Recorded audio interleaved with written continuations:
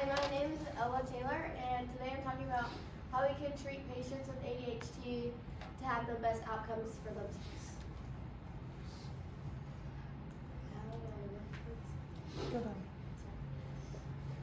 ADHD stands for Attention Deficient Hyperactivity Disorder.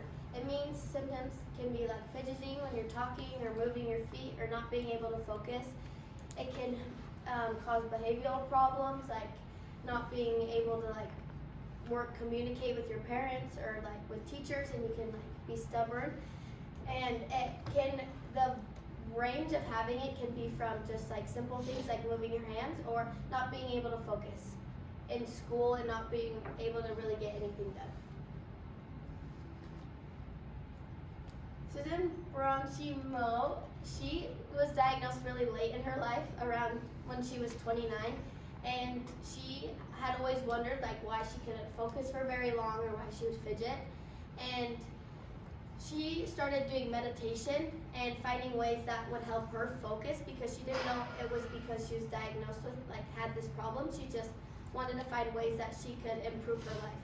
And she wrote books. She wrote 2 books and has her own website on how she used this instead of taking it and making it so she has an illness, and she made her diet better for herself. She took medication and did what was best for her body so that she could work through it and focus in what she did in her everyday life. And she says it made her become a better version of herself.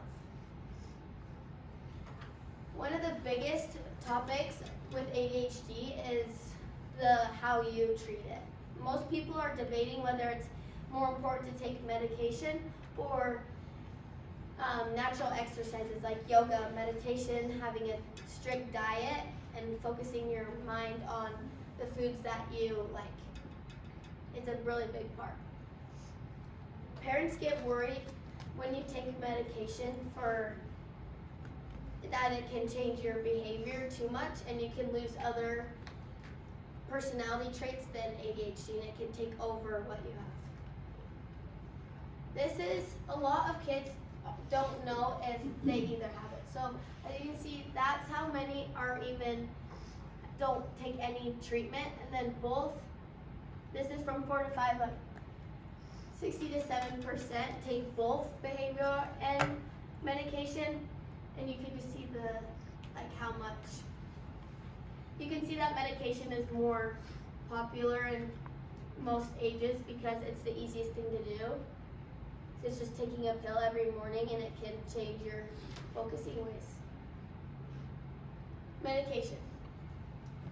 It can be a big sacrifice to take medication having ADHD, because you have to find a certain amount of the dose to take enough that it will affect your brain, but not take too much that you can get overworked. And some parents get scared.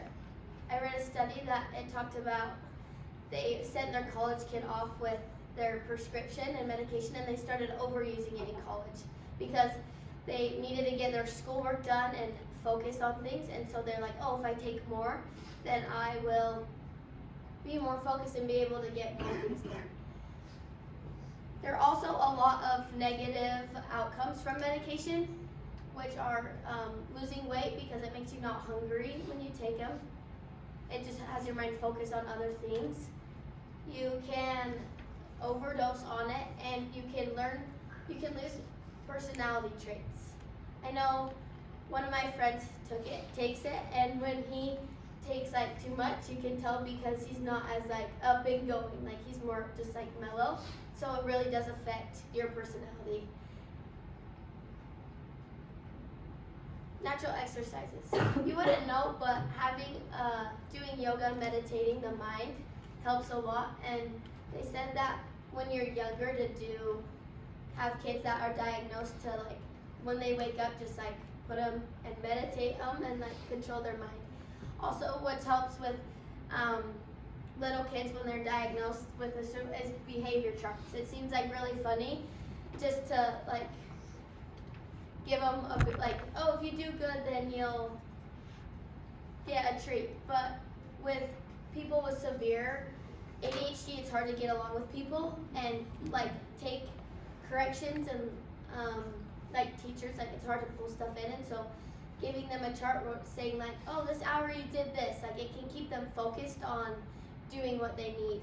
And having a strict diet with only a few foods can focus your mind because you're not thinking about, oh, I'm gonna eat this, but then like if I eat something unhealthy, I'm gonna have to eat something healthy now, and just keeping that same habits through your mind also helps them. And going to therapy, talking about your life and just getting everything out, because also with ADHD you hold stuff in and your mind is just running. And therapy, they say for ages above like 20 to 30, when you're diagnosed, that's one of the biggest medications or treatments you can do because they have so much going on in their life. It's so important to be treated with the right medication because ADHD ranges from, like I said, just your little hand movements to not being able to have a full conversation with someone without like losing your temper. It can be life-changing for someone to have ADHD because like focusing in class, like think of not being able to learn in your class, but you don't know why. And you're trying your hardest to get do good on your test, but you can't focus. Like each person has, each body's different, so they'll have a difference in how they need to be treated. But whether it's little medication or meditating and going to therapy in a mix of both. And there's my solutions.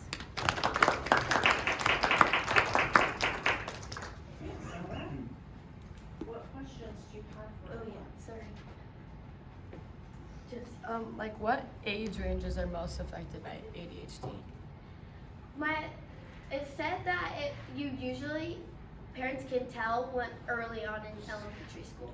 I think our generation now, like, they are more looking out for it, so more people have been diagnosed in this time in like their 20s and 30s because it wasn't as big of a topic when they were littler.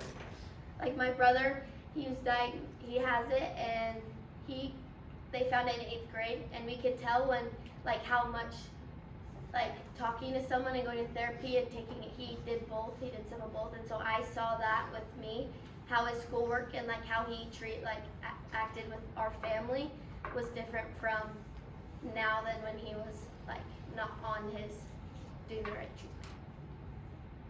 Chris? Is it genetic? Yes. Sometimes it can be, and then sometimes you can, like, get it, but it is both. Because when you lose, but most of the time it's genetic. Will it ever just like go away naturally, or do you have to like do something for it? I haven't seen much about that, but I think the natural exercises, because like Susan, the author that I was talking about, she says it's not a big an effect of her life anymore because she just has it into her everyday habits. So I think you can grow out of it, but it's kind of hard because it's just like something you're born with. Anything else? Well done.